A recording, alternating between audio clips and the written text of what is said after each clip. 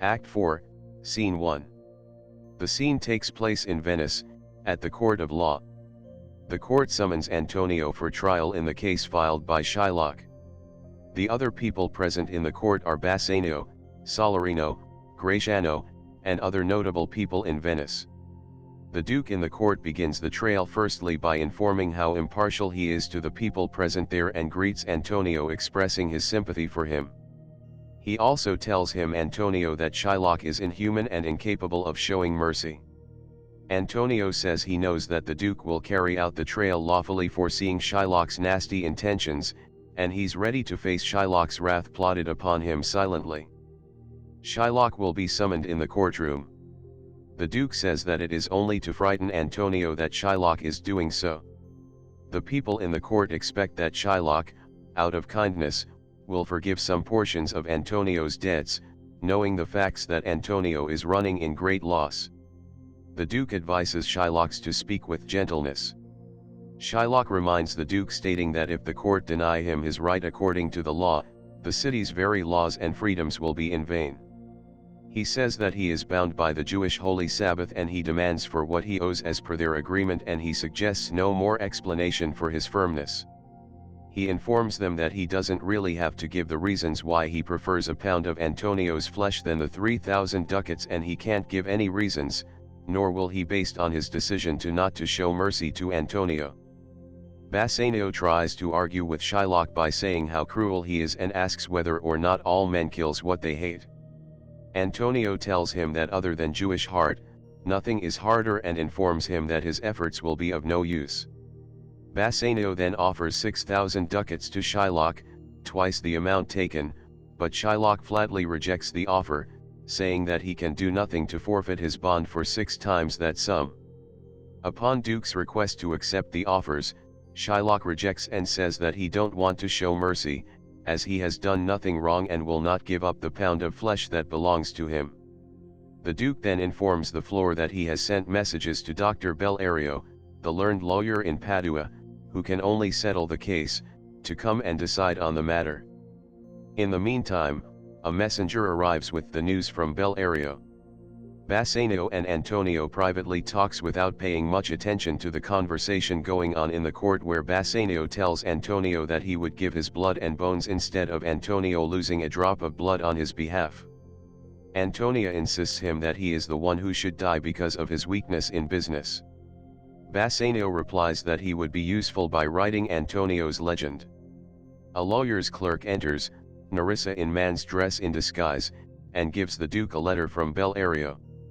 Shylock, hoping the judgment in his favor, prepares himself to get ready by sharpening. Gratiano, seeing his action, argues with Shylock, saying that he is the soul of a murderous wolf reincarnated. Meanwhile, the Duke orders Nerissa to admit the young lawyer in the courtroom. The Duke then reads the letter sent by Dr. Bellario. The letter says, "I am sick and cannot make up for the trial, but I am sending this learned young lawyer, Balthazar, who in reality is Portia in disguise, in my place." He is briefed totally on the situation and is ready to represent Bellario's opinion and based on his learning after hearing the dispute. Portia enters the scene as Balthazar. The Duke firstly greets and asks her whether or not she is familiar with the matter. She says that she have studied the case very well. The Duke then calls Shylock and Antonio before her. Firstly, Portia asks Antonio if he permits to his oath that he have agreed with Shylock. Antonio, without hesitation, agrees by saying yes. Portia instantly concludes by saying that the Jew must be merciful with the situation. But, Shylock reacts by saying why he should show mercy to Antonio. Portia in return reasons that mercy is an attribute of God himself that provide blessings to both the ends and is necessary for salvation for anyone. Shylock reacts by saying that he didn't come to the court to seek mercy, especially from the Christian God, but to seek justice as per the law. So, he demands justice and revenge. Portia turns to Antonio and asks whether he can clear his debt to Shylock.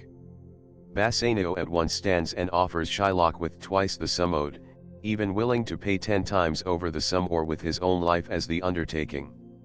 Bassanio declares to the court that if Shylock doesn't agree with any of the offers given, then he is more driven by wickedness than righteousness.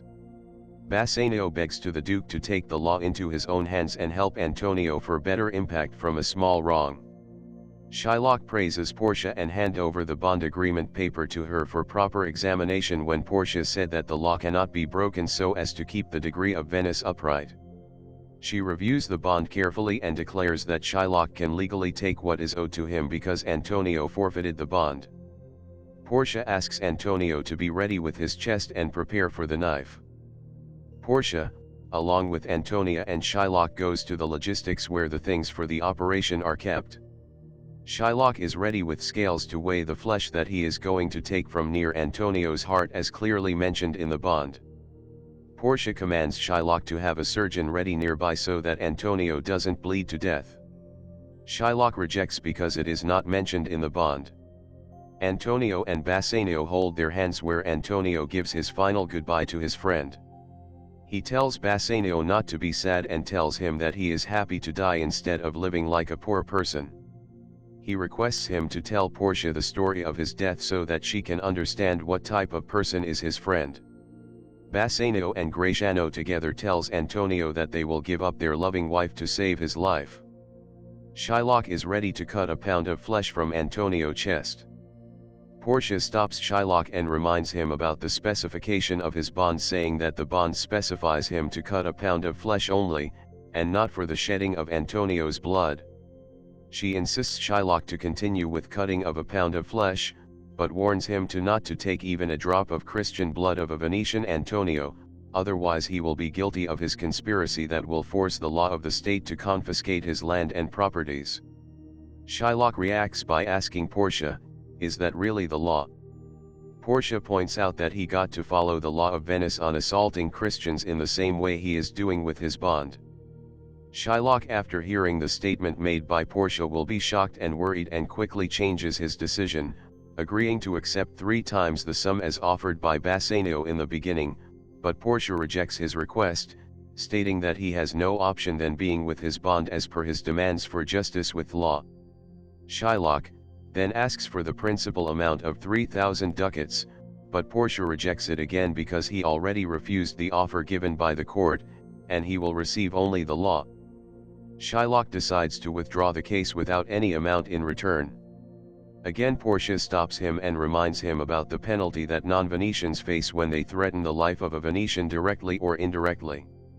In such a case, according to the law of Venice, Portia reminds, half of his property would go to the state, while the other half would go to the victim, that's Antonio, and the future of the culprit would be in the hand of the Duke.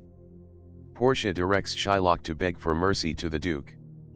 Before Shylock makes his appeal, the Duke declares, stating that the court will be merciful to him by asking him to pay only the fines and will not take half of his wealth, but asks Shylock to give away half of his wealth to the victim of the charges, Antonio.